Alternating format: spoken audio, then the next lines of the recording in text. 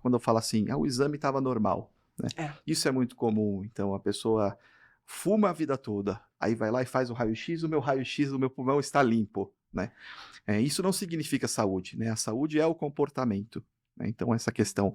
Então, o exame estava normal, mas como que estava o comportamento ao redor, né? E aí a gente precisa ter profissional qualificado, profissional que tenha uma escuta real, né, da situação do paciente. Educar sobre saúde é basicamente, claro, educar sobre a vida é falar, gente, tem muitas dores, mas é falar sobre amor. É falar sobre aquilo que esses pais tanto desejam para esses filhos. Ah, quando meu filho crescer, eu quero que ele seja isso, isso e aquilo. Que tal se a gente falar, né? Quando ele crescer, eu quero que ele seja saudável.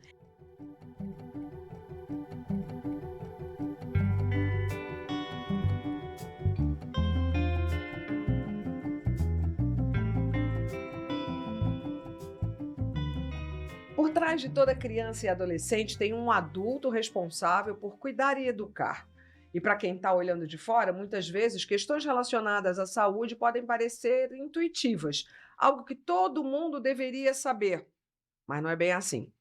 Às vezes a gente até sabe o que precisa ser feito, mas não como fazer.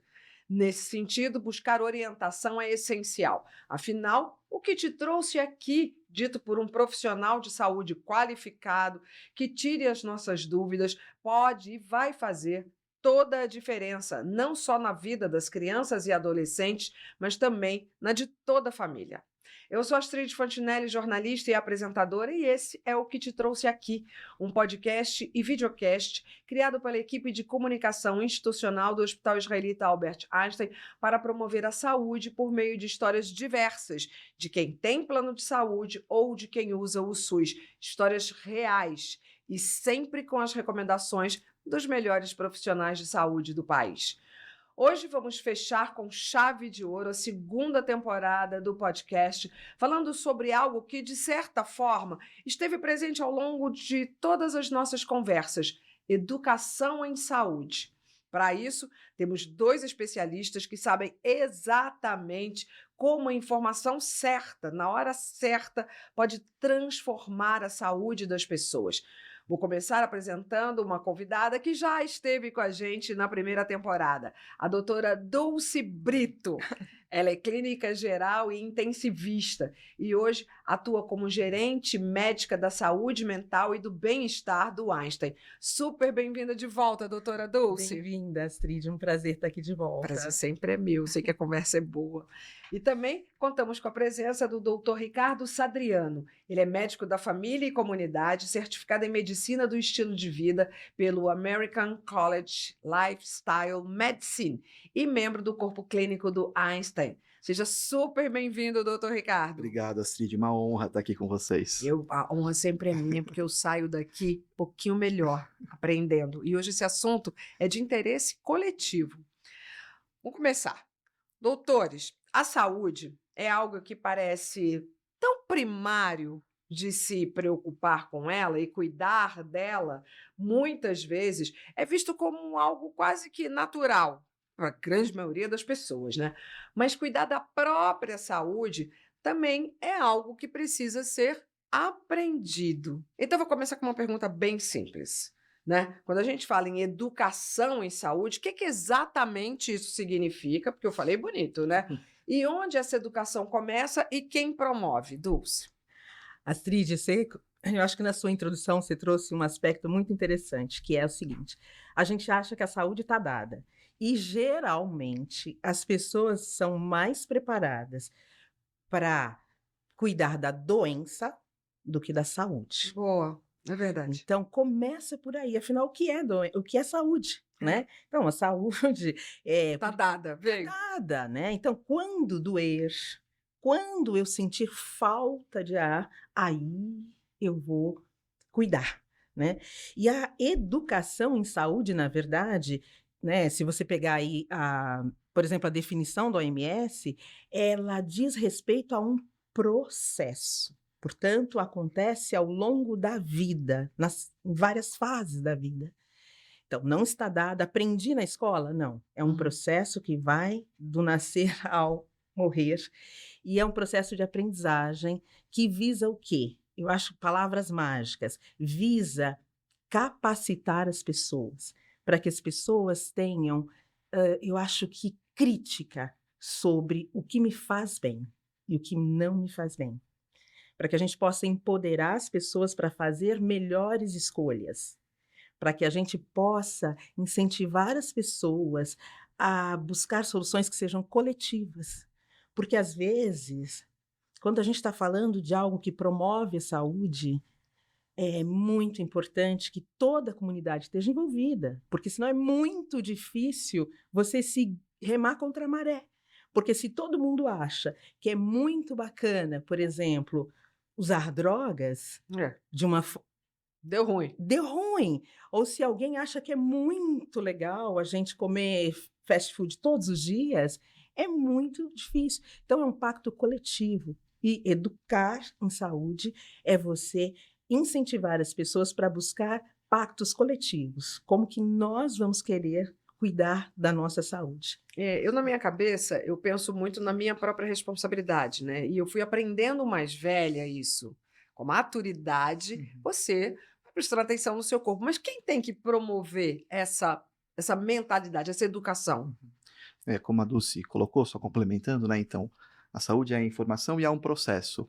Então, ele tem que ser adquirido também. Então, a informação por si só, ela não vai gerar aquilo que está sendo esperado, né? Então, a gente vai precisar ter esse processo de pensar o que foi dito, de ver o contexto em que você está inserido. A responsabilidade acaba sendo de todos, né? E aí, fazendo uma avaliação, né? A Dulce colocou a questão que a gente vai sempre atrás da doença, né? A medicina foi muito tempo reativa. Então, a gente aprendeu a tratar, tá hipertenso, eu vou te dar um remédio. Então, a partir do momento em que aparece, em que se estabelece a enfermidade, se estabelece a doença. E isso foi aprendido durante a faculdade. Então, existe uma questão que os profissionais de saúde também não estão muito capacitados em promover essa educação em saúde, em gerar essa autonomia para o paciente e auxiliá-lo nesse processo. Mas aí entram também outros entes aí da nossa vida, né? Então, a escola tem um papel fundamental. Acho que o governo também tem um papel fundamental no sentido de legislações, a mídia promover campanhas, né? Tem uma história na Finlândia, em 1972, acredito, eles tinham um alto índice de mortalidade de doença cardiovascular. Uhum. E 20 anos depois, eles reduziram isso em mais de 90%. Poxa. E como é que foi feito isso? Foi feito um pacto entre todos. Então, era a escola, era associações de donas de casa, que uma ia na casa da outra para verificar o que ela tinha na geladeira. A mensagem que era passada era uma mensagem positiva. Então, ele fala, não coma gordura, não coma sal. Não, a mensagem era, coma aquilo que faz bem para o seu coração. Então, acho que envolve todos esses entes nesse sentido de poder promover, né, e de permitir que a pessoa, dentro do seu contexto, né, próximo e no seu contexto ao redor, consiga ter as escolhas adequadas. O senhor falou da escola e realmente, quando a gente está falando, falou a palavra educação, é impossível a gente não pensar na escola formal.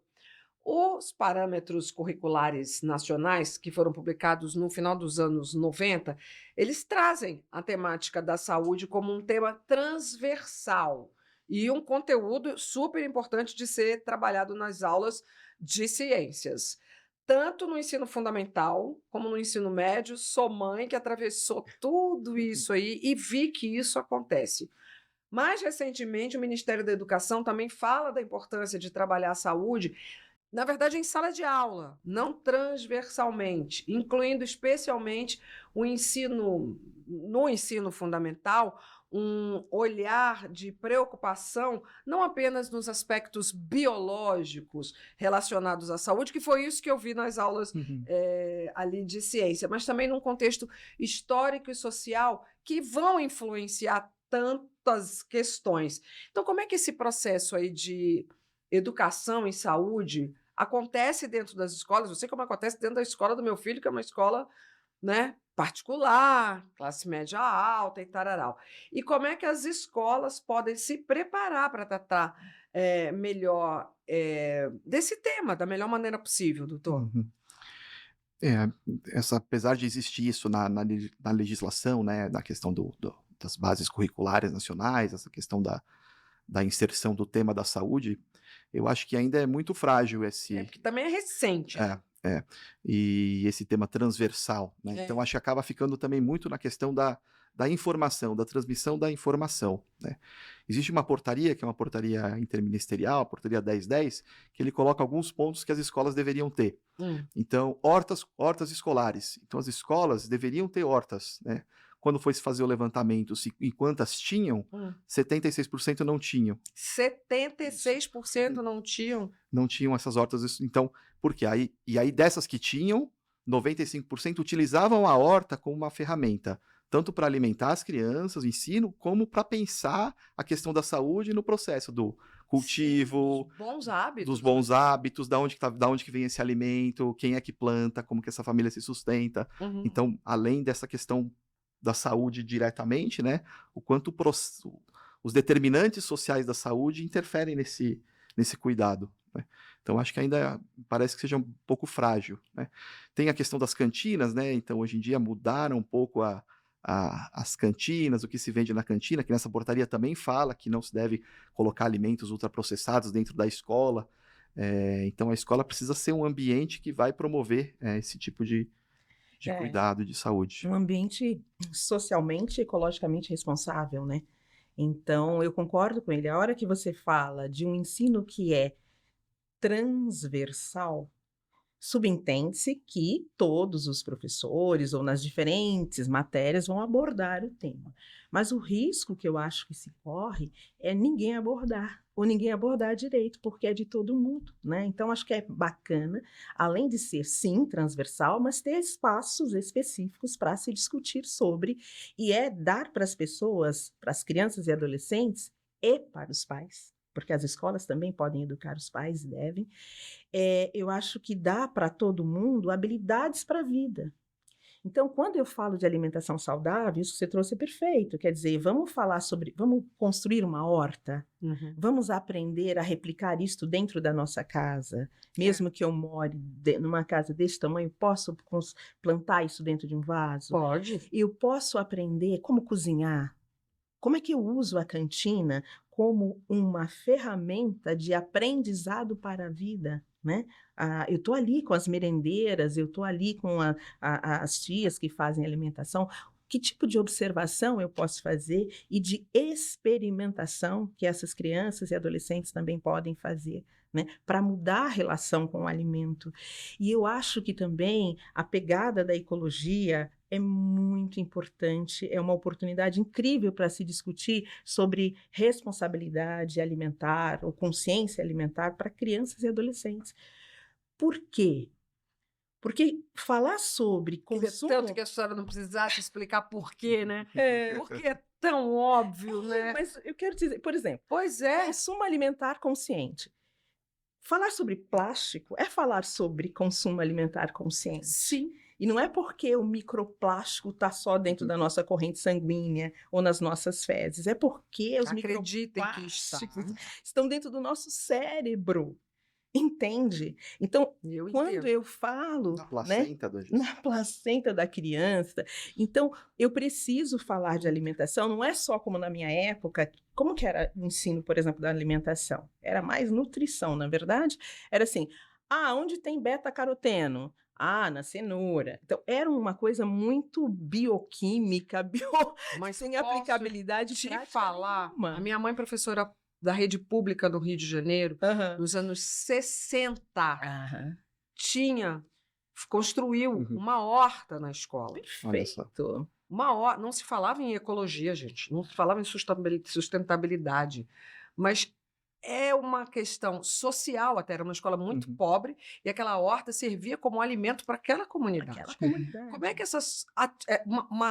não era a única que devia ser, não devia ser a única, mas por que essas iniciativas não foram? Eu fui criada em escola pública e eu comia muito bem comida de verdade em escola pública. Quando meu filho está na escola, classe média alta, eu sou conhecida na escola como a tia que tirou a batata de carinha e o empanado lá, fake de frango, do cardápio.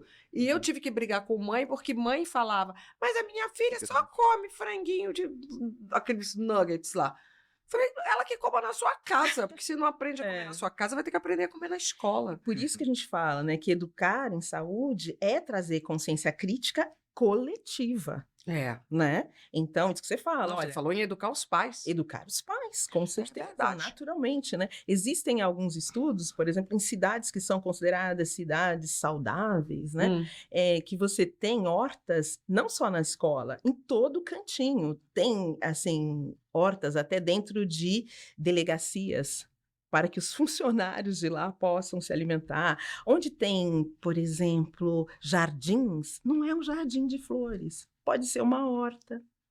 Entende? Super. Como que a gente pode multiplicar esse conhecimento de tal forma que ele faça parte da nossa vida e não uma exceção? Ai, agora eu tenho que comer chicória, né? Não. Como é que eu cuido da chicória, eu planto a chicória, eu tenho uma outra relação com É. o alimento É saudável, que a gente né? voltou lá para o início. As pessoas não acham que saúde é uma dádiva divina e não cuidam, porque por ser uma. Pode acreditar que é uma dádiva divina, Uhum. mas não cuidar dessa dádiva divina é um erro É um para erro. todo mundo. E, além disso, quer dizer, do que nós, enquanto sociedade, podemos advogar em prol da proteção da saúde das crianças, adolescentes e tal, como você fez na escola, né, pra tirar a batatinha, a gente realmente também tem que ter, eu acho que, empoderamento suficiente para defender, fazer advocacy de políticas públicas que façam isso. Um exemplo é o do pãozinho francês, que há alguns anos, por um acordo com as indústrias alimentícias e tal, tirou-se uma porcentagem significativa do sal que compõe o pãozinho e ninguém, eu duvido que tenha algum brasileiro que notou a falta no paladar. E por que não notou? Porque era em excesso. Então Não, existem você falou brasileiro. Brasil, Foi no Brasil no isso? Brasil. Isso aconteceu? Aconteceu. Não tem, não. O pãozinho continua Então, delícia. Era excessivo, tirou. Entende? Assim como a gente coloca, sei lá, cloro na água, a gente pode tirar gordura saturada, excesso de açúcar, excesso de sal dos alimentos. Isso é uma Por isso questão que é do um governo. pacto social. Olha, se eu acho que a alimentação deveria ser uma coisa, um pacto global, né, e unanimidade na questão da saúde, mas tem uma questão que às vezes gera polêmica, até porque é realmente um tabu, que é a educação sexual.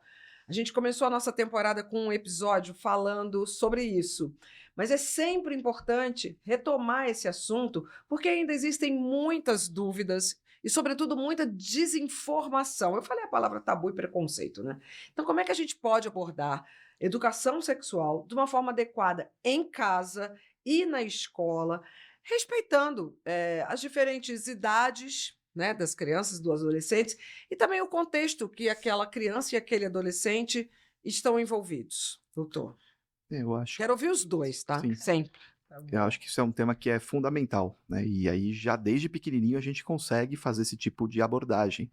Então existem livros, existem musiquinhas em que fala-se para criança de 0 a 4 anos, 5 anos, né? Qual parte que pode ser tocada.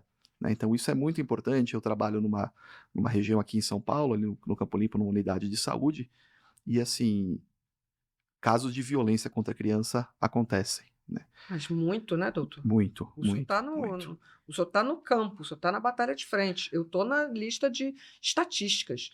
É horrível. E a maior parte deles acontece dentro de casa. Dentro de casa, sim, sim. O abusador está dentro de casa, né? Então, esse empoderamento da criança, né?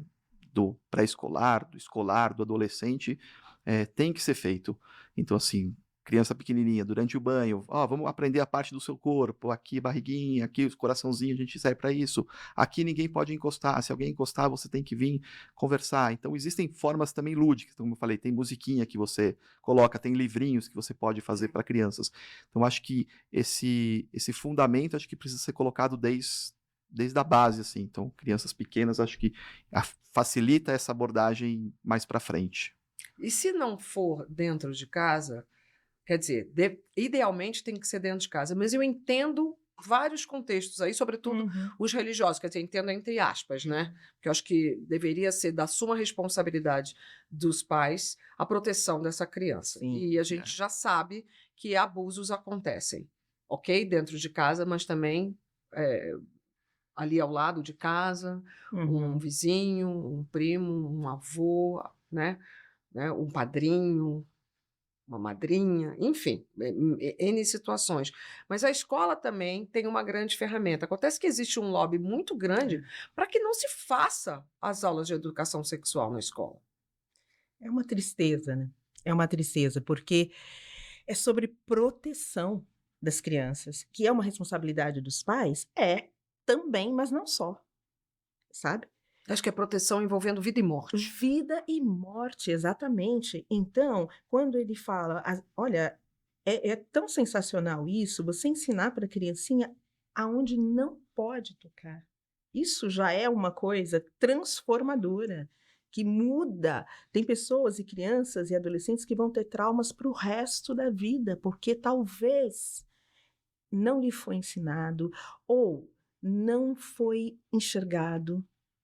Ela não tinha autorização para falar, o assunto não era normalizado dentro de casa, e isso pode ter consequências nefastas para o resto da vida, né? E eu acho também uma outra coisa, às vezes, mesmo dentro de famílias absolutamente protetoras e amorosas, você também tem muita desinformação ou informação insuficiente. Então, por isso que eu acho que é responsabilidade também das escolas complementar com uma informação adaptada à faixa etária daquela criança e adolescente e baseada em evidências científicas, porque esse é o papel também da escola, Claro. né? Não, assim, realmente eu acho que os pais têm um papel que é inegável e fundamental, mas eles precisam se educar. Eu vou falar de novo isso. Eu acho que os pais precisam se educar, porque uma vez que eles, como a educação desestigmatiza, esse pai fica mais confortável, tira o peso dele do medo que ele tem de repente, por que as pessoas baseadas em algumas religiões, crenças ou mitos, por que não quer que se fala? Porque teme-se que vá dizer para essa criança, eventualmente, imagino eu, algo que é contrário àquela orientação da família, né? Mas a informação certa, correta, baseada em evidências, ela é salvadora. Ela é protetora. Ela é protetora. Deve ver isso. Né? Sim, tem um caso, foi até recente, em que a menina era abusada por um familiar e ela não sabia o que era aquilo. Pois é. Quantos anos? Agora ela está com 14. Isso Mas foi quando ela tinha 5, 6 anos. E ela não sabia o que era aquilo. E agora ela vem com uma questão, até me emociona assim, porque é uma coisa que... ela vem com uma questão de culpa, né? Então, uma culpa recai sobre... mas como você... entendeu? Ela falou, não sabia que isso... Né? Ela não tinha esse conhecimento, né? Não foi empoderado o suficiente. Foi empoderado o suficiente. E às vezes é isso mesmo, nós vivemos num país onde a educação ela ainda não chegou profundamente para todo mundo. Porque ir para a escola não quer também dizer que a pessoa, de fato, está sendo educada. Então, é o que eu digo, existem mulheres, por exemplo, que estão também vítimas, as mães também são vítimas de vários tipos de violência, física inclusive, física em vários níveis, inclusive sexual, e que às vezes a gente precisa dizer para ela que aquilo é uma violência. Sim. E, portanto, se eu não reconheço que eu sou violentada, também corre o risco de não reconhecer que minha filha ou meu filho está sendo violentado também. Né? Então, eu acho que a escola ajuda nesse processo, para além de também dar para esse adolescente ou para esta criança essa visão crítica para que ele possa estar mais pronto para tomar as decisões no momento em que ele estiver sozinho. Pedir ajuda. Pedir ajuda, né? Pedir ajuda. E fazer as escolhas que ele tiver que fazer ao longo da vida. Porque quanto menos falarmos, mais vulnerável ele estará.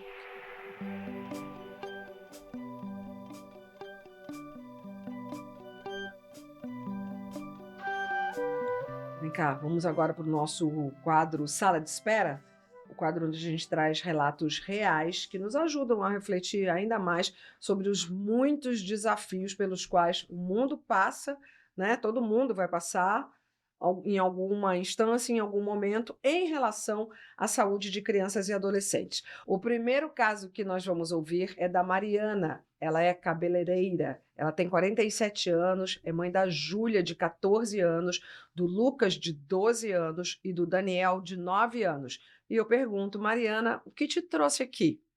Aí ela fala: aqui em casa sempre fomos fãs de comer, sempre muita, muita comida. O meu marido Carlos lidava com a obesidade e desde pequenos meus filhos cresceram acostumados a comer porções grandes e muitos alimentos ultraprocessados.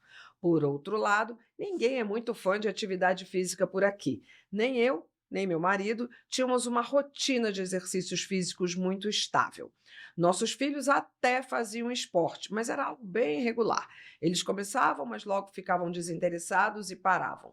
Aí, quando me dei conta, estávamos todos acima do peso. Em um primeiro momento, isso não foi motivo de grandes preocupações. Eu vim de uma família de pessoas gordas, então era bem normal para mim.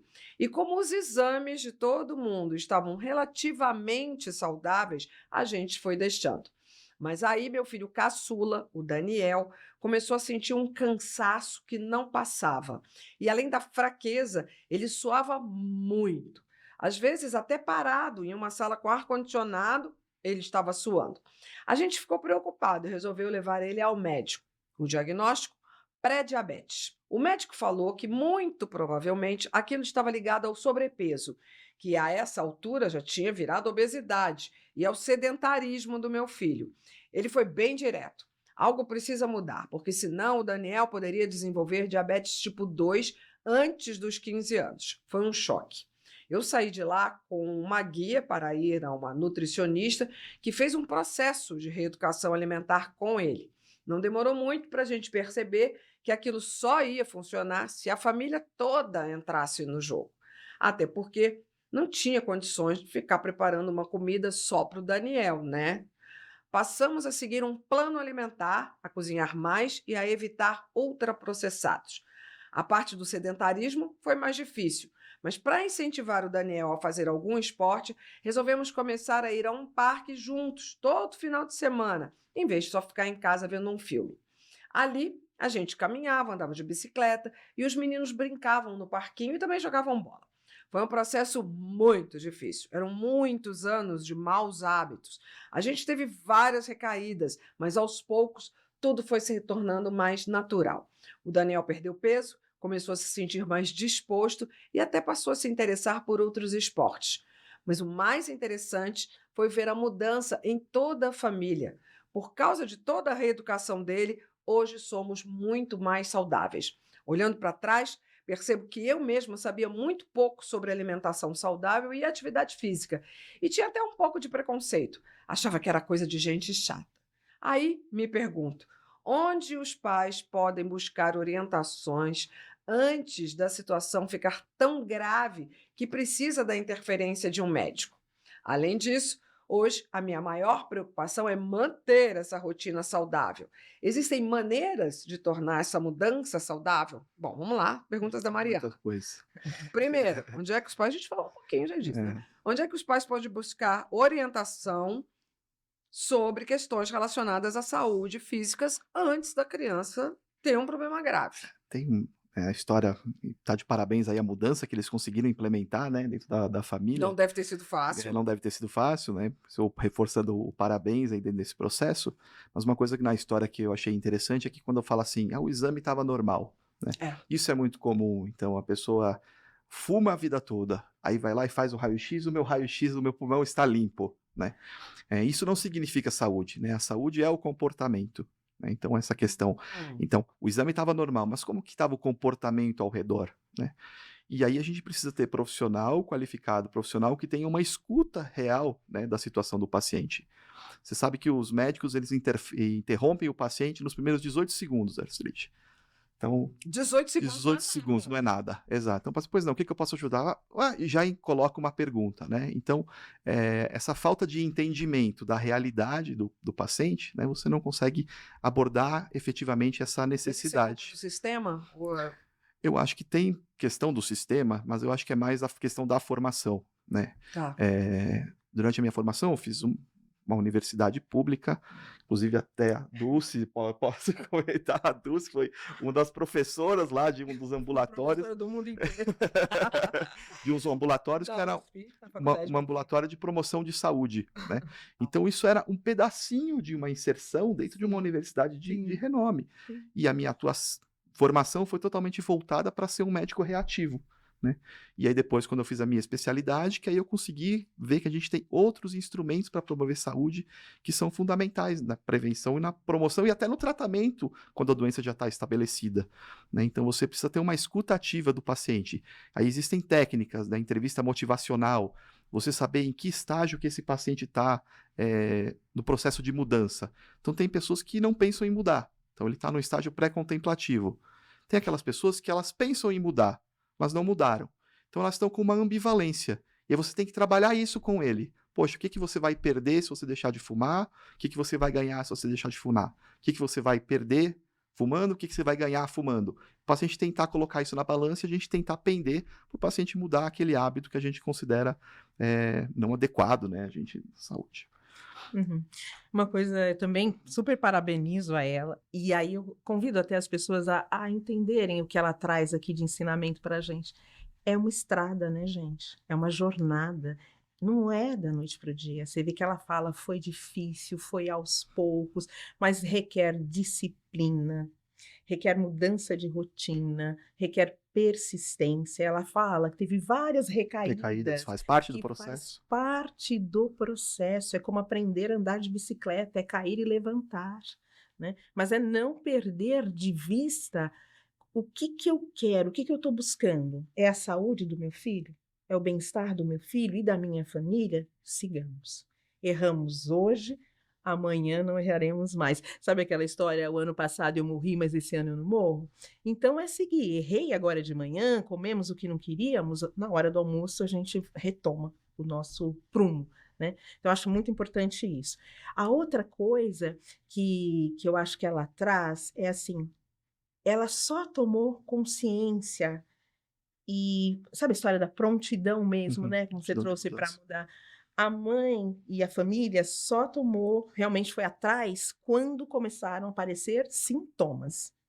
Sintomas, sinais de alerta, né? Sim. Quando a sirene começa a Porque até tocar. então essa gordice estava normatizada. Normal. Todo mundo da minha Sim. família é assim. Exato. Por isso Mas que essa é uma às questão vezes muito delicada. é muito delicada, Astrid, por isso que é legal, por isso que eu falo, por exemplo, é importante ir para a escola, é importante ouvir outras opiniões, que às vezes diferem até da cultura familiar, para você comparar, porque às vezes você acha que é normal, porque todo mundo é assim.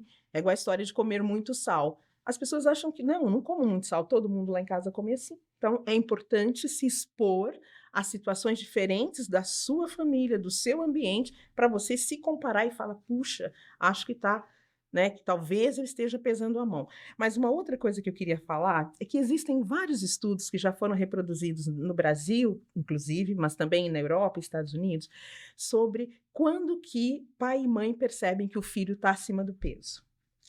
Parece óbvio, né? Você olha e fala, está acima do peso. Não. Tem estudos que mostram, eles usam figuras que mostram a conformação do corpo e os pais têm que apontar a qual daquelas figuras o filho corresponde. E para cada figurinha, um peso, né? Ou um IMC, enfim. E aí viu-se que em todos os países que foram testados, que foram mais de dezenas, todos pais e mães, eles pontuam seu filho 2, 3 ou 4 pontos abaixo, figuras abaixo do que de fato está. Não reconhece. Eles falam que em torno de 75% das mães e 70% dos pais não reconhecem que seu filho está acima do peso antes de ter sintomas. Ou reconhece, mas não aceita. Pode ser que não aceita, mas por que eu estou falando isso? Porque a gente, enquanto médico, educador em saúde, eu queria dar uma mensagem para todos os educadores, inclusive não só profissionais de saúde, mas a escola e tudo mais. Nós fazemos muitas campanhas para que os pais atentem para a obesidade infantil. Mas antes disso, a gente precisa ajudar os pais a reconhecerem que o seu filho está acima do peso. Porque eu posso ter milhares de campanhas para os obesos, mas se eu não reconheço que o meu faz parte desse time, eu não vou fazer nada por ele. Porque ele não tem esse problema. É uma negação mesmo do problema. Por isso que a conscientização dos pais e dos professores e de todo mundo, mas sobretudo dos pais ou cuidadores, é Mas isso também não fundamental. passa por uma coisa estrutural? Antigamente, falava que a criança bonita é a criança gordinha. E ela estava realmente Com gorda. certeza. É histórico, é social, é cultural, por isso que a gente fala tanto do pacto social. A sociedade precisa mudar os óculos E e entender que a gente está falando de entender saúde, a que gente nós não está estamos falando falando de de uma pandemia. pandemia Uma de pandemia de obesidade. obesidade.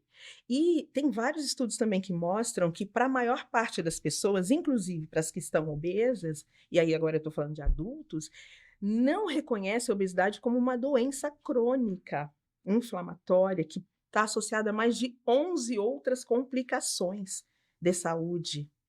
Você tem uma ideia? Disse que, por exemplo, hoje em torno de 56, 57% dos brasileiros adultos são obesos. A maioria vinda, Mais da metade da população. mais da metade, a maioria veio de quando? Começou hoje? Não, Não. né? Eu carreguei isso da minha infância e adolescência.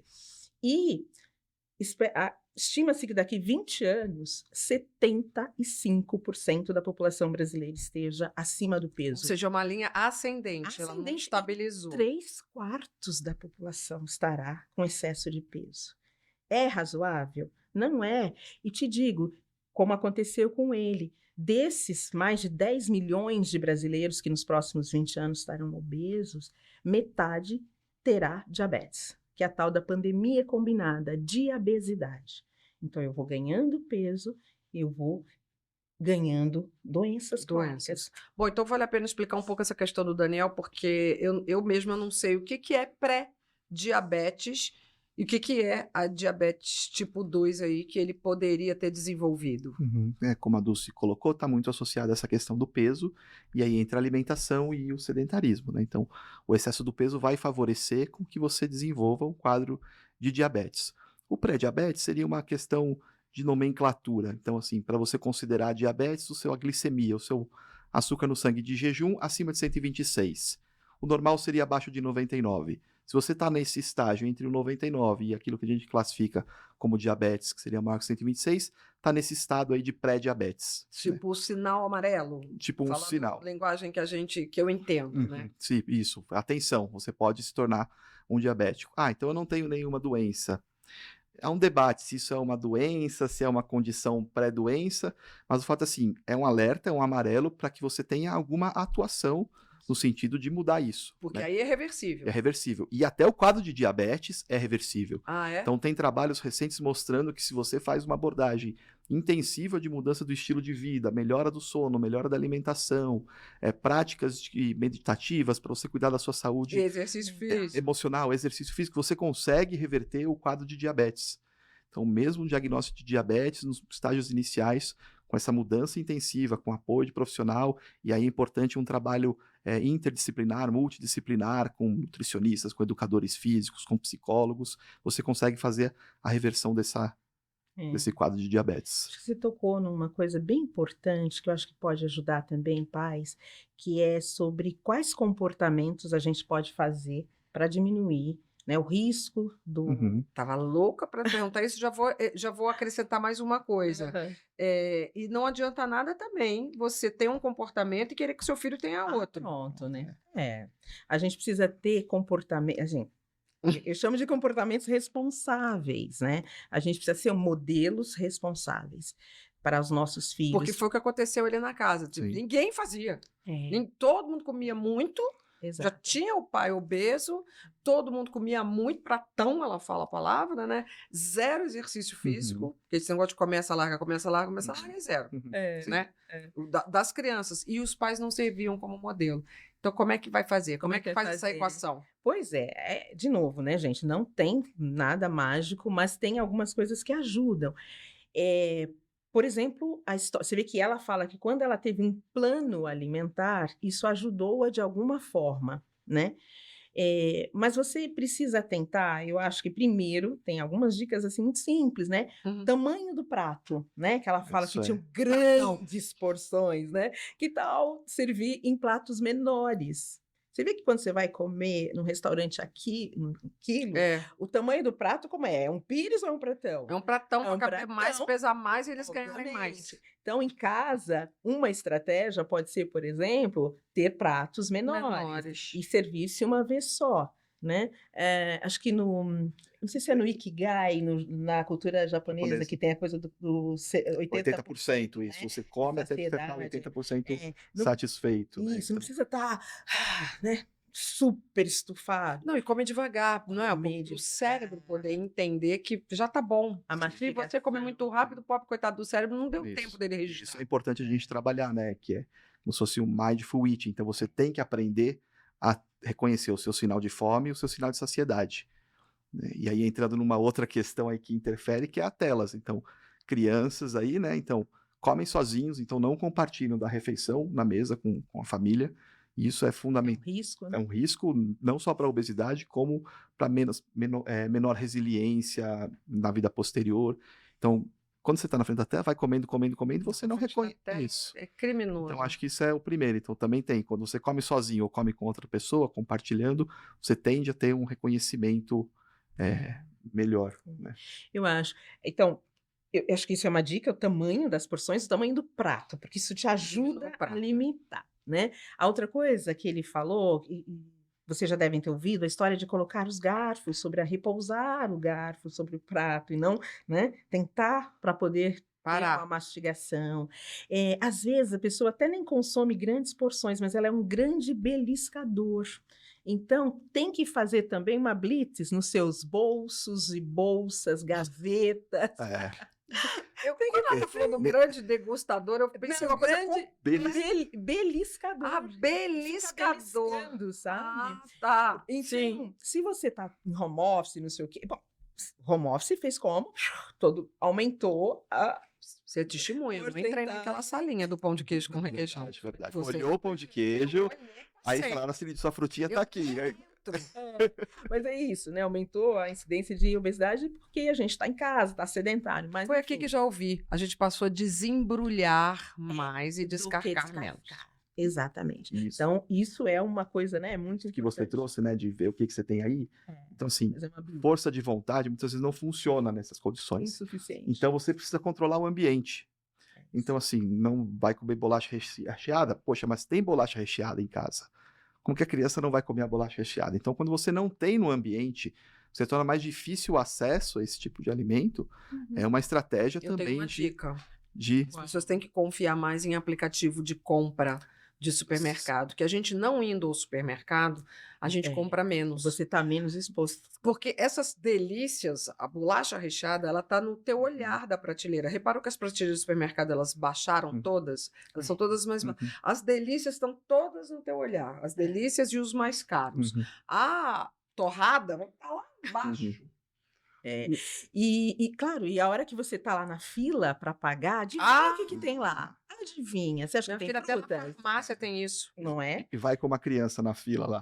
Vai com a criança na farmácia. Eu eduquei meu filho falando na farmácia. Falei assim, farmácia é lugar de comprar remédio, não é lugar de comprar balinha. Exato. Outra coisa que eu acho muito importante nessas dicas aqui é aprender a fazer leitura de rótulo. Isso é muito fundamental. Você falou, né, da torrada. A gente fazia um exercício durante algum tempo lá no Hospital das Clínicas, aqui de São Paulo, né? Eu fui responsável pelo núcleo de educação em saúde que a gente tinha na clínica médica, e a gente teve mais de 500 diabéticos por ano no nosso núcleo de educação. E uma vez a gente fez uma atividade que a gente levou 3 torradas. Como é que pode? 3 tomadas. Uma de açúcar levemente doce, uma de integral e a outra normal. E a gente perguntava para os nossos diabéticos, todos, diabetes tipo 1 e 2, qual era a torrada que o diabético não poderia consumir.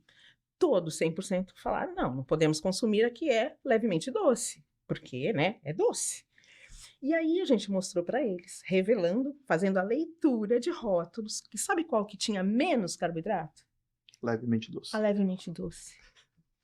A natural, a integral, tinha mais Não vou nem açúcar. entrar nesse assunto, porque eu sou da morte à tapioca, né? Não, mas por que eu tô querendo dizer assim? Você não pode ser uma presa fácil para qualquer enganação. Então, você precisa aprender a fazer leitura de rótulo. E isso é educar em saúde. Por isso que educar em saúde é empoderar as pessoas para escolhas saudáveis. E essa questão da rotulagem, né? A gente teve uma mudança A recente. rotulagem hoje em dia é boa, porque já foi uma batalha, né? Foi melhor do Tá que. melhorando. Sim. Mas aí É boa, isso que a tá Dulce melhorando. trouxe é a questão do empoderar essa leitura, né? Tem aplicativos de celular fáceis que você aponta o seu QR Code e ele abre lá se o alimento é verde, amarelo, vermelho e dá algumas condições. Porque senão, querendo acertar, as pessoas às vezes são induzidas ao Sim, erro, e né? a ideia, a indústria vai querer. Gente, é muita pergunta. Esse assunto me fascina. A vocês também, né? Quero agradecer primeiro a Mariana. A gente fica muito feliz, não só pelo Daniel, mas por toda a família que conseguiu construir aí uma rotina mais saudável. Continua, não desiste, porque o final, a reta final, você vai ver o quanto esse exercício físico aí foi de mais-valia para você, o quanto essa boa alimentação foi de mais-valia para todos vocês. Agora vamos para o nosso segundo caso. Quem conta é a Priscila, que é gastroenterologista pediátrica.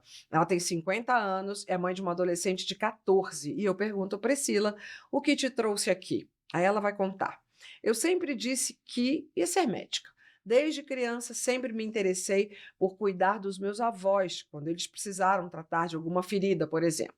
Hoje, como especialista em gastroenterologia, mas também pediatra, atendo muitas crianças. E como muitas doenças estão associadas a erros alimentares, questões comportamentais e estilos de vida, acabo fazendo bastante o processo de educação em saúde das famílias. Só que, além de médica, eu também sou mãe. Eu tenho uma filha de 14 anos e te digo que é mais difícil fazer a promoção da saúde como mãe do que como médica. Isso porque, como médica, a minha obrigação é orientar, mas o cuidado mesmo é feito pelas famílias. Mas em casa, a obrigação do cuidado é minha e eu sinto que tenho uma cobrança ainda maior, porque eu sei o que é importante de alimentação, de atividade física, de ter uma rotina saudável de sono, de ter uma rotina de higiene. Eu sabia que a adolescência seria um período complicado, mas sinto que a questão ficou ainda maior para quem passou a pré-adolescência na pandemia, como é o caso da minha filha. Depois desse período, após 2 anos de muito conflito dentro de casa, ela ainda viveu a minha separação. Nós acabamos mudando de estado e ela mudou de escola, de amigos, tudo. Então, está sendo uma grande fase de adaptação. Mas a maior dificuldade que eu tenho é que parece que quanto mais eu falo, menos ela faz. Por exemplo, eu sempre incentivei que ela praticasse atividade física, mas foi só nesse ano que ela finalmente pegou gosto pela coisa. Está fazendo vôlei na escola 2 vezes por semana. Além disso, tem toda a questão da busca por ser padrão, como ela mesmo diz, porque aqueles que não se encaixam nesse padrão ficam excluídos. É um tipo de comportamento que vem muito das redes sociais e se junta com uma certa alteração hormonal que gera insegurança e ansiedade, e o resultado é muito negativo. Eu sempre pontuo a questão da importância do cuidado com a saúde, além da aparência física. Converso sobre exemplos de pacientes que tenho no consultório, mas isso tudo exige maturidade dela em uma fase em que se quer ouvir muito pouco. É uma luta diária. Às vezes eu tenho dúvida se a gente precisa conversar tanto, sabe? Sempre fico pensando se eu faço uma pontuação breve ou se é melhor justificar o porquê estou falando aquilo, até usando a carteirada de médica. Além disso, no meu caso, ainda tem o pai, que é complicado. Hoje, nós somos separados e ele mora em outro estado. Mas mesmo quando estávamos juntos, tinha muita dificuldade dele chegar junto. E quando ele se envolvia, era de uma forma que nem sempre eu concordava. Por exemplo, o boletim dela vinha com uma maioria de notas 9, 10 e um 8.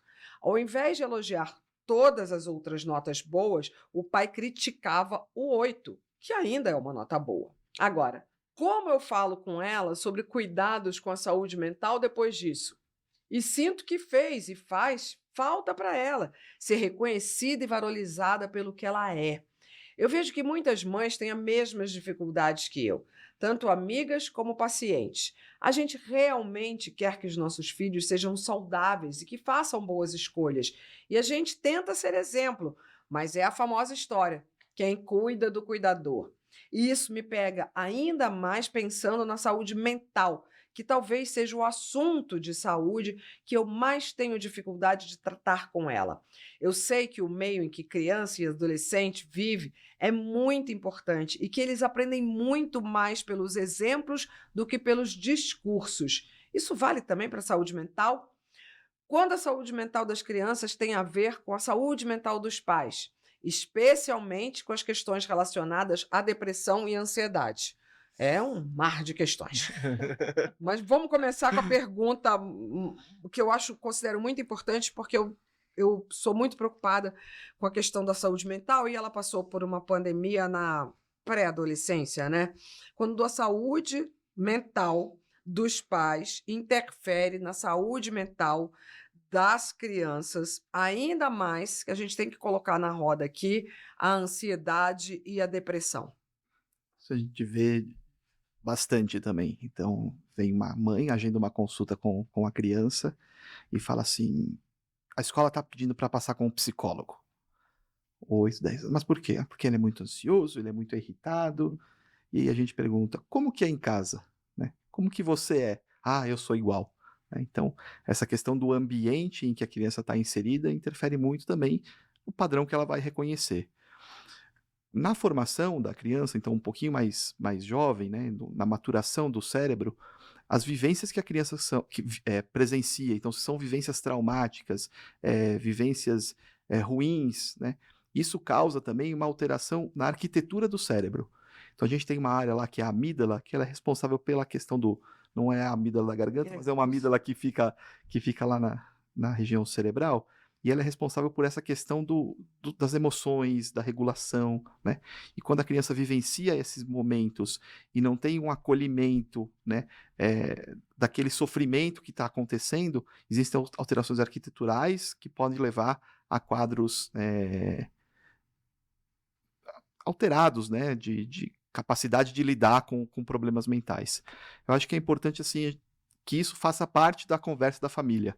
Então, voltando para crianças pequenas, existem alguns livros. Então, tem o Monstro das Emoções. Sim. Né? Então, aí fala, o azul é calma, o verde é alegria, enfim. E aí você vai conseguindo nomear. E fazer a criança nomear é importante. Tem então, o filme Divertidamente. Tem o filme Divertidamente, mais recentemente. Né?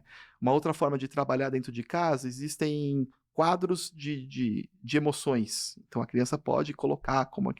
Uma que eu gosto de fazer, assim, é o termômetro. Então, assim, se tá mais quente, por que você tá irritada? Por que você tá brava? Por que você tá nervosa? Ou você tá mais frio? Ah, tô triste e não quero fazer nada. Que aí dá para você fazer uma conversa, como que a gente vai voltar a sua temperatura no ponto certo. Então, acho que conversar sobre as emoções é importante. Mas tem muito pai e mãe precisando também ler esses livrinhos. Isso, esse filme, é isso porque a gente vive uma outra epidemia que é a da ansiedade, não? Sim, sim, e é isso que é o exemplo que eu trouxe, né? Então, vem marcando a psicóloga para a criança, mas... Quem está precisando. Exatamente. O né? ambiente, às vezes o ambiente familiar é ansiogênico, né? Até muito, muito, muito ansioso, né? Então, e você sabe... Não é só o ambiente externo, às vezes a família quer responsabilizar o comportamento espelhando no que está lá fora, né? No comportamento de um amigo, no comportamento de um primo, mas na verdade a gente tem que olhar para a gente, né? Para dentro de casa, né? Você falou aí também, né?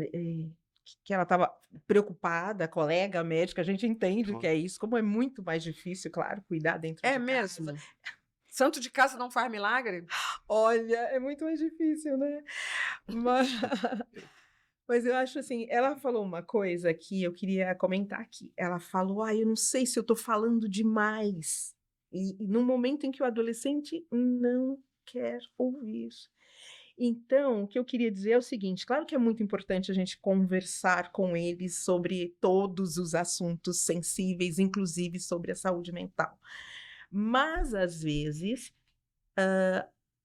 esse pai ou essa mãe, às vezes, precisa falar menos e fazer mais. O que é fazer mais? Expor a criança ou adolescente a situações que levem a ele para esse lugar de calma, para esse lugar de respeito, para esse lugar, né, que não há violência física nem verbal. Então, é dar o exemplo realmente. Ela falou: "Eu dou o exemplo", né, mas às vezes a gente dá o exemplo como?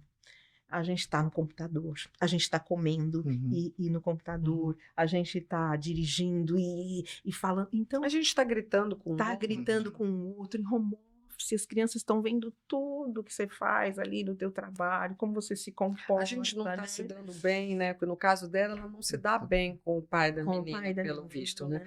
Eles têm que se dar em prol da saúde Em física e prol da mental saúde. do filho. Uma outra coisa que eu ia falar, claro, né? É, obviamente que os homens também precisam ser chamados à responsabilidade, né? A responsabilidade afetiva aí com essa criança. Muito, a gente está falando disso. Né? É sobre isso. Então, obviamente que ele precisa também dar enfim, exemplos responsáveis para essa adolescente e tal. Mas o que eu também diria em favor das mães solo, né, que não têm o apoio do pai da criança ou do adolescente, é buscar outros exemplos, outros modelos saudáveis, seja dentro da família ou dentro do teu ciclo de amizades. Isso é muito importante, que essa criança, esse adolescente tenha referências saudáveis, referências masculinas, referências femininas. Então, pode ser o irmão desse seu ex, um tio dessa Um tio. criança, pode ser o avô, pode ser a avó, a tia, enfim. É muito importante, porque sozinho é muito difícil para essa mãe, né? Ou para esse pai solo. Então, busque exemplos positivos no seu entorno e permita com que esse adolescente tenha mais contato, vivência com essas pessoas, porque às vezes não é o muito falar, é o muito fazer. Sabe aquela coisa que um Sim. exemplo vale mais do que mil Sim, sim, palavras? é verdade. Tá? Então, é isso. E aproveite momentos os mais rotineiros, habituais possível, né? Para falar, ouviu uma coisa na TV, faça um comentário, traga aquele assunto. Não precisa ser sobre ela. Uhum. Pode usar os Fala exemplos que que viu estão no TikTok que acontecendo. vai pegar melhor. Isso, né, em momentos que você está compartilhando. Então, ó, vamos cozinhar. E aí, Isso. nesse que você está com foco no cozinhar, você É, insere essas você está temáticas e ensinando, né? isso. Não é só com palavras. Aliás, a gente se aprende menos com palavras e mais com o fazer, né? Bem que eu falei em TikTok, falei em rede social, e ela traz ali a questão da menina ter entrado numa busca pelo padrão, influenciada exatamente pelas coisas que ela via nas redes sociais. A gente já falou, então, bastante sobre o papel da família, Uhum. o papel da escola em educação, mas qual é o papel da mídia nesse processo? Principalmente nesse momento da adolescência, né, que está buscando uma identidade. Aliás, Então, quando eu falo mídia, eu sou Uhum. né, uma véia jornalista, eu penso mídia, né? A gente pensa logo nos grandes veículos de comunicação. Mas a gente hoje também tem que abarcar mídia, o papel de influenciadores. Eu tenho horror Sim. desse nome, porque são, na grande maioria, são péssimos influenciadores, e influenciadores principalmente nesse quesito aqui do padrão. Então, essas pessoas precisam receber um sinal de alerta também, né? Sim, sim. Porque, como falei, nesse momento da adolescência, você está buscando a identidade, está buscando o seu grupo. E aí aquilo que a Dulce trouxe anteriormente é fundamental. Então, coloque ela em contato com outras situações, com outras pessoas. E aí acho que precisa vigilância com relação a isso também dentro de casa. Então, essa questão da criança, claro, tem que ter o seu espaço, ter o seu momento do adolescente, mas ficar fechado dentro do quarto sem você saber o que está acontecendo, sem saber o que tá sendo consumido, eu acho que também é muito ruim. Então, em casa, pelo menos, lá, eu tenho um menino de 17 anos, né? Que é difícil. Na sexta-feira, agora, veio uma notificação da escola que ele chegou atrasado pela terceira vez e que a próxima vez que ele chegar atrasado, ele não entra em nenhuma sala, nenhuma aula.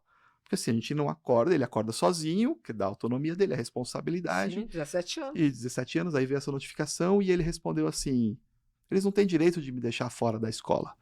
A escola é um direito. Então eu vou entrar. Se eu chegar atrasado de novo, eu vou entrar para assistir as outras aulas.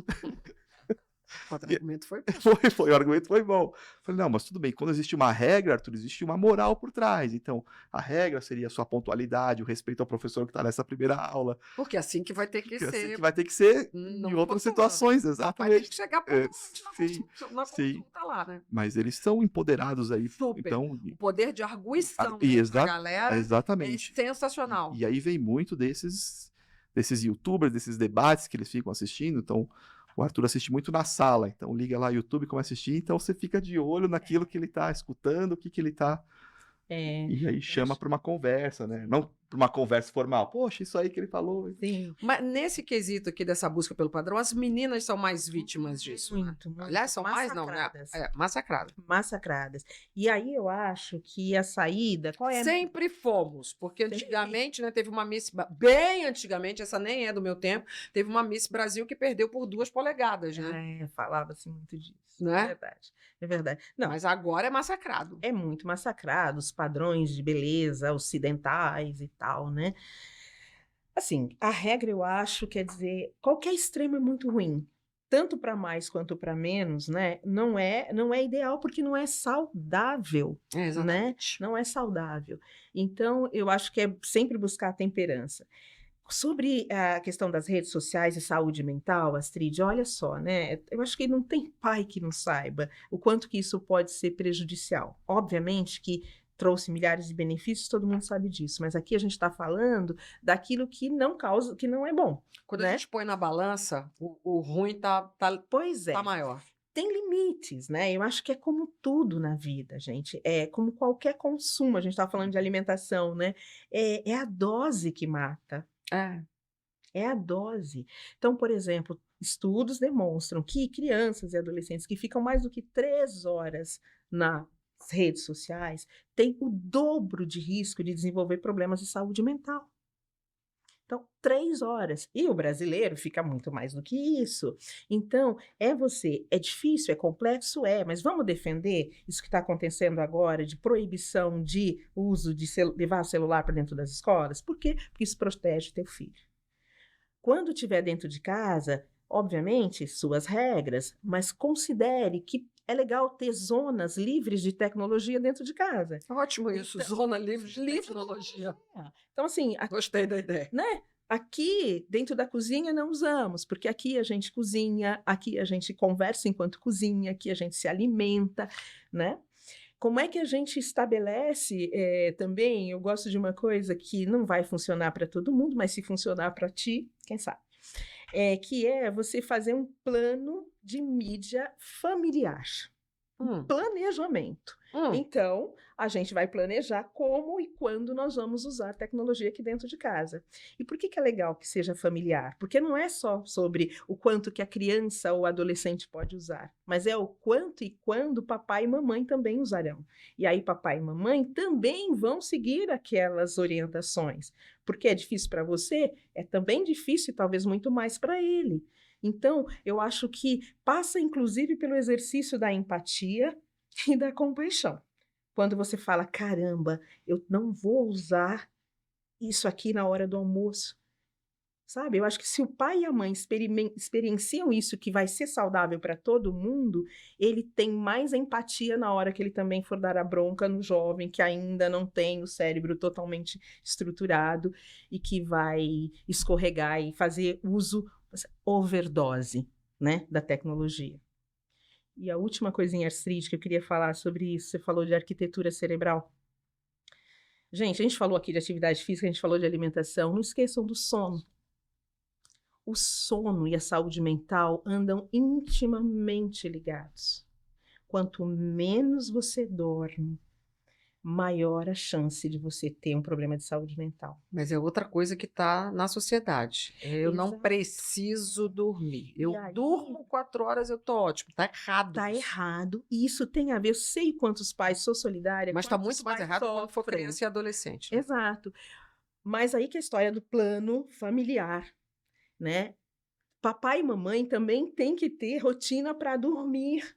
Porque a rotina do sono, a gente falou isso. Da gente... Já por aqui. E a criança vê isso. Então, todos vamos desligar as telas, todos vamos dormir, não é? Porque isso ajuda a seu filho comer menos e melhor, Sim, porque também né? quando não dorme, você Saciedade. aumenta a É. fome, diminui a saciedade, você vai comer mais. Exato, eu gosto de dizer assim, o sono, ele É um a pilar. falta de sono desorganiza tanto o teu cérebro que você pode ter alterações genéticas graves, mais de 100 genes podem mudar. Então, uma pessoa que não tinha histórico familiar de obesidade pode ficar obesa. Uma pessoa que não tinha histórico de diabetes pode ficar diabética. Uma pessoa que não tinha histórico de doença, transtornos mentais, ansiedade, depressão, pode se tornar. Então, cuide disso também. Vem cá, deixa eu só voltar aqui numa coisa muito importante, porque a gente falou sobre o caso deles serem separados e que é importante o bom relacionamento, parará, mas ela fala que o pai não consegue chegar junto e quando chega, chega de uma forma equivocada. Ao longo dessa temporada, a gente ouviu várias vezes relatos aqui na nossa sala de espera e a maior parte deles, absoluta, era de mulheres, a ponto de eu até estranhar quando eu li um relato de um homem. Sempre são as mulheres, vocês devem ver isso na prática de vocês. E a gente sabe que existe uma geração aí de pais mais jovens, nessa geração aqui que a gente está vivendo, mais participativos. Mas acho que as questões, me corrija se estiver errada, até desses mais participativos, as questões com relação à saúde ainda ficam a cargo das mulheres. Não sei se também é outra coisa cultural, né? Que a criança chora, só para no colo da mãe e tal. Como é que a gente pode trazer os homens para essa conversa? Acho que você tem lugar de fala. Lugar de fala. Tem até um meme que fala assim, quando o pediatra abre a porta do consultório e ele vê que a criança está acompanhada com o pai, ele fica feliz, porque vai ser uma consulta tranquila. Porque o pai entra, ela é rápida também, o pai entra, não sabe nada que a criança tem, e às vezes, e é comum acontecer assim, vem o pai e ele vem com um bilhetinho por escrito. Que a mãe fez para ele contar. Então, assim, é muito pré-natal, às vezes eu acompanho o pré-natal também, como é de família, a mulher vem sozinha nas consultas de pré-natal, então são raros os homens que já estão acompanhando nesse momento, né? E aí, quando vem a criança, eu acho que é muito essa questão cultural mesmo, né? Do cuidado está associado à mulher. A gente falou das emoções, né? Os homens não demonstram emoções. Os companheiros para perto. Tem que empoderar também, chamar, convocar e... Dar espaço. Espaço, sim.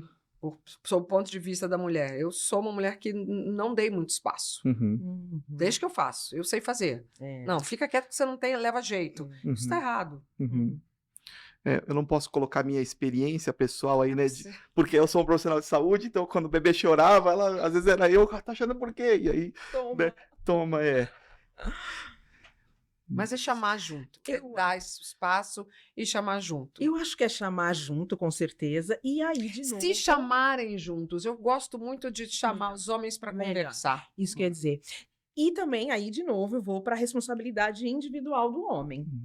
É ele buscar a informação, ele buscar grupos que tem aí na internet de homens solo, que são pais solo, que discutem... Abrir o coraçãozinho lá na hora do futebol, né? Abrir o coraçãozinho na barbearia.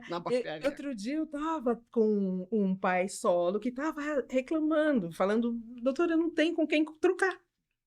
Porque eu sou um pai solo, e eu vou falar onde? E aí que vem a história da barbearia. Eu vou falar na barbearia sobre o meu filho que tá com problema. Eu sou a favor dos grupos mães da escola. Mãe que tem. Exatamente. O grupo chama grupo de mães e... Eu gosto do grupo de mães e pais, mas eu acho que tinha que ter um grupo só de pais, porque existem especificidades. Na sala do meu filho tem 2, 3 pais assim super participativos desde o iniciozinho. Eu acho que eles não fizeram o grupo de pais. Eles reivindicaram estar no das mães, eu apoiei. Acho bacana. E nunca colocaram. Nunca colocaram. Pois então, eles deveriam fazer o grupo de pais também, sabe? Para falar sobre esse assunto. Porque eles têm milhares de dúvidas obviamente, né? Esses pais que hoje em dia, mais jovens, que estão Uhum. querendo participar. Eu sou uma que eu mandei pro meu sobrinho, inclusive, que recentemente pai, tá com um bebezinho aí de 2 aninhos. Eu mando para ele pediatras que eu admiro para que ele siga nas redes sociais, Tem sabe? bastante hoje em dia, tem uns bem legais. Excelentes, maravilhosos, né? Então, fontes seguras e na internet, e forme grupos, cara. Você não forma grupo de vinho, não forma grupo de não sei o quê? Por que não? Para falar sobre as dificuldades que você tem, né? Na criação do seu E filho, a gente está, né? sobretudo, falando das questões ligadas à saúde, né? Física e mental. Bom, muito obrigada por compartilhar a sua história aqui com a gente. Priscila, rendeu. A gente espera que você e a sua filha se cuidem, né? Cada uma de si mesma e também uma da outra. E que o pai entre nesse jogo também, né? Uma nota 8 é uma nota sensacional.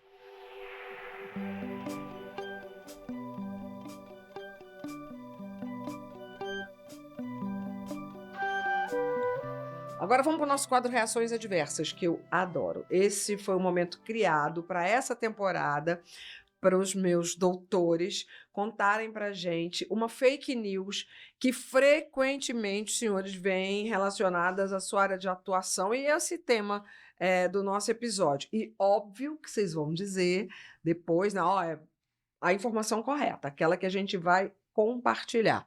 Bora, professora? Eu vou falar de saúde mental. Tá. Uma fake news que a gente não pode falar. O tema é sensível, mas a gente não pode falar sobre suicídio para crianças e adolescentes porque aumenta a chance deles tentarem. Se a gente levar em conta que infelizmente, o suicídio é a principal causa de morte comparável a suicídio, acidente de moto e tantas outras, entre adolescentes, no Brasil e fora, eu acho que a gente precisa falar urgentemente sobre isso. Então, é uma fake news. O problema não é falar, o problema é como falar. Então, existem recomendações que você pode encontrar em sociedades de pediatria, por exemplo, pode encontrar na OMS, né, no site da OMS, da OPAS, como eu, pai, devo abordar esse assunto.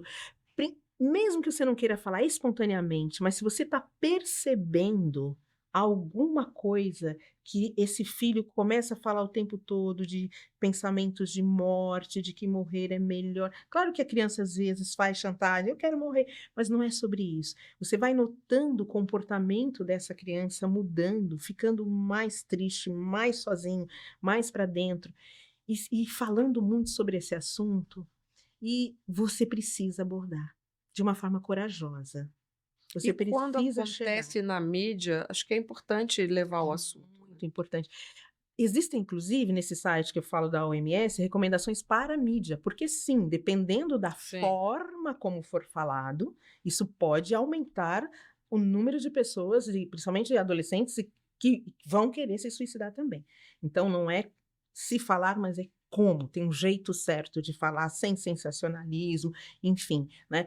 E para os pais eu diria o seguinte: se o seu filho, alguém muito próximo dele ou de você, trouxer alguma ideia sobre tirar a vida, alguma coisa assim, você não diga vira essa boca para lá. Não, ao contrário, né? Ao Vamos contrário, conversar vamos conversar. com Eu estou calma. aqui para te ouvir, tá? Eu tinha uma aluna na faculdade de medicina, no 2º ano da faculdade de medicina, que ela chegou para mim chorando porque a mãe dela não permitia que ela falasse que ela estava com depressão, sintomas explícitos de depressão. E era proibido. Então, com isso, ela não conseguia procurar auxílio, nem psicólogo, nem de um psiquiatra, de um médico de família, um clínico, enfim, porque era proibido em caso assunto. Porque como já se viu, onde já se viu um negócio desse, você é uma menina privilegiada, estudante de medicina, não tem motivo para estar com isso daí. Não pode ser falado. Olha, E a gente resolveu isso. Eu disse, vamos fazer o seguinte, você vai escrever uma carta para sua mãe. Porque se ela não deixa você falar, você vai escrever uma carta para ela, contando o que você está sentindo. Você vai entregar essa carta para ela. E eu, como sua professora de medicina, vou contigo num psiquiatra. vou te levar. Da faculdade, porque na USP a gente tem esse apoio, e a gente foi junta. Porque foi para você que ela pediu socorro. Foi para mim que ela pediu socorro. Então, isso é importante. Esteja todos nós, todo mundo, gente, esse assunto não é só para alguns, é para Não, todo da mundo. sociedade. Todo mundo tem que estar preparado para ajudar. Ouviu o grito de socorro, estenda a mão. Ai, ai. Bom, e doutor Ricardo, como médico de família, aí, qual é a fake news que mais aparece no seu consultório? Mais tranquilo, a gente já falou um pouquinho aqui, que a criança gordinha, aquela criança que come mais, é a criança mais saudável.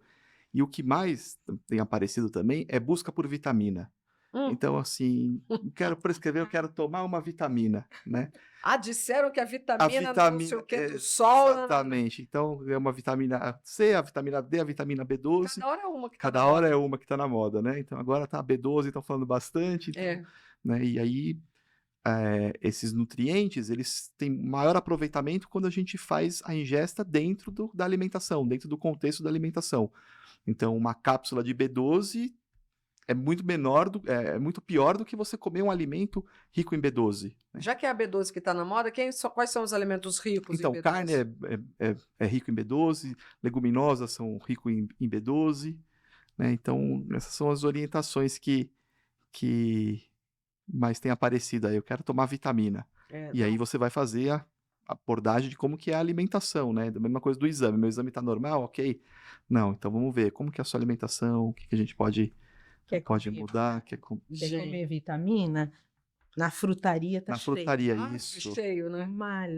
A melhor vitamina para quem não tem uma deficiência. Vai espremer a fruta para virar Exatamente. suco. Fala, a vitamina é bom para o dono da farmácia e para o laboratório, né? Ou Sobretudo tem deficiência que necessita ter reposição. Tem deficiência, mas a maioria...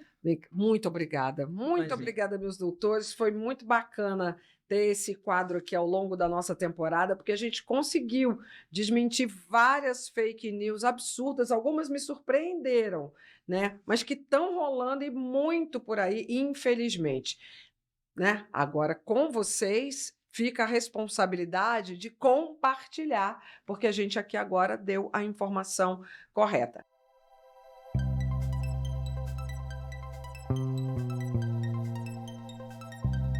Agora, depois dessa conversa muito rica, que a gente falou de tanta coisa, chegou a hora do nosso quadro Receita e Retorno. É um momento para cada um de vocês deixar as últimas recomendações práticas, né?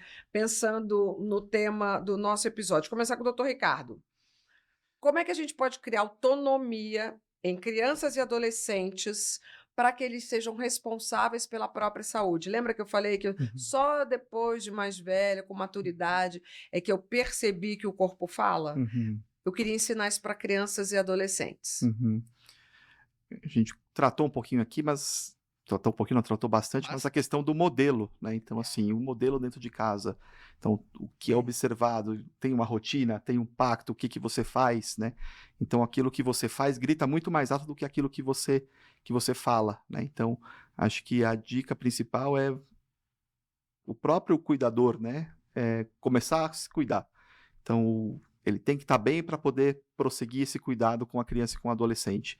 Para poder gerar isso na criança e no adolescente, ele tem que ser o primeiro modelo, o primeiro espelho que essa criança vai vivenciar. Acho que a senhora vai ser complementar do que ele falou, porque para a senhora eu queria perguntar como é que educar crianças e adolescentes sobre a própria saúde física e mental vai impactar numa construção de uma sociedade mais saudável, que é o que todo mundo quer. Que é o que todo mundo quer, né?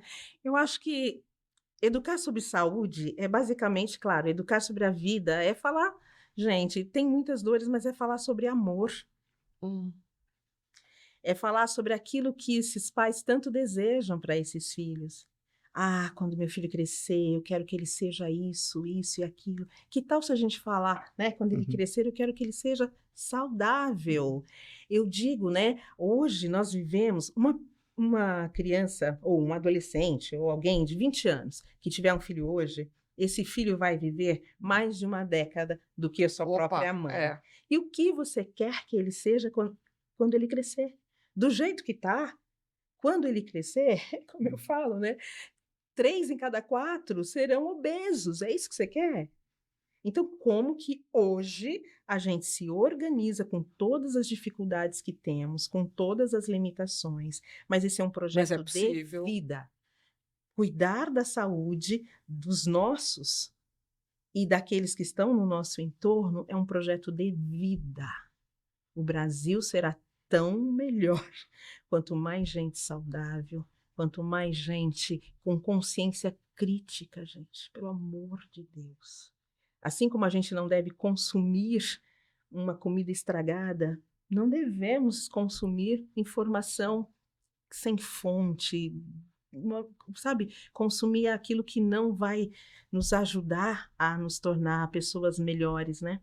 Então, eu acho que o convite é isso, é pensar onde eu quero levar meu filho, aonde eu quero levar minha sociedade e o que eu preciso fazer, ainda que tenha dificuldades para isso, para chegar lá. Olha, quando eu digo que eu tenho aqui os melhores profissionais de saúde do país, tá aqui, ó. Perceberam? Muito obrigada, doutores. Foi muito bom receber tanto conhecimento e compartilhar, na verdade, né, com a gente. Eu, de novo, saio daqui tendo aprendido mais um pouco e tenho certeza de quem está ouvindo também. Então, muito obrigada, doutora Dulce. Eu que agradeço. Ai, de novo a gente juntas. Até a próxima Pois é. temporada. Acho que você vai gostar do tema. Muito obrigada, doutor Ricardo. Obrigado a vocês. Você que nos acompanhou até aqui, não só nesse episódio, mas ao longo de toda a nossa temporada, o meu muito obrigada. Eu realmente acredito que informação e conhecimento fazem toda a diferença e podem transformar as nossas vidas. Eu acho que ficou bem claro ao longo das nossas conversas que falar sobre saúde com crianças e adolescentes é muito mais do que se preocupar com a alimentação ou com o exercício físico. É também, mas tem a ver com a mente, com as relações, com a forma de como nos sentimos nesse mundão aqui. E tem a ver, claro, com mostrar pelo exemplo que vale a pena se cuidar. Eu espero que todas as nossas conversas continuem ecoando por aí. A gente se vê na próxima temporada. Até lá!